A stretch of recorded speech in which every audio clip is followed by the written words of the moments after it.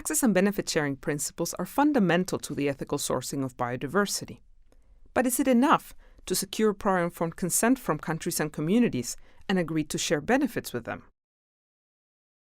Claims of biopiracy do focus on the lack of appropriate steps to access biodiversity and to share the resulting benefits, measures commonly referred to as ABS and required by the Convention on Biological Diversity. Take the classic case of the rosy periwinkle. Research conducted on this plant led to the development of lucrative drugs, with apparently no payment ever made to Madagascar, where the rosy periwinkle comes from. In the case of Hoodia, it was years after research tapped into its appetite-suppressant qualities that a benefit-sharing agreement was signed with the San people, and only after intense international and media attention.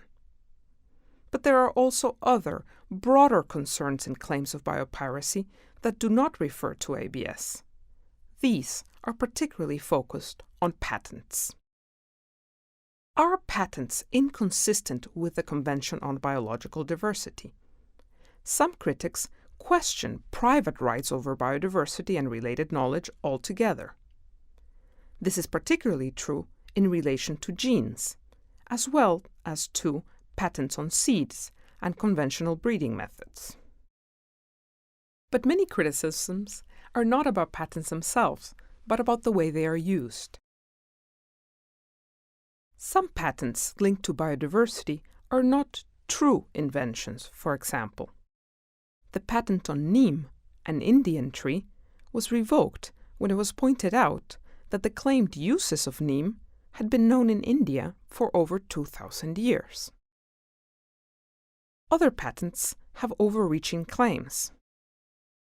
A patent application for the extract of the Bambara groundnut, for example, covers products for the face and body, and also day or night products, and also solar, anti-wrinkle, hygienic or thinning products, and also lotions or shampoos, creams, mousses, etc., etc. At the same time, patents are increasingly used by the cosmetic sector to protect innovation and investment, and can thus be potentially useful in expanding the benefits to be shared. This means it's important for companies to adopt patenting policies and practices that are consistent with the principles of the Convention on Biological Diversity. Access and benefit sharing is essential for companies working with biodiversity. But ABS will only be adequate if it is not a parallel or complementary policy, but an approach that is mainstreamed in all relevant company practices.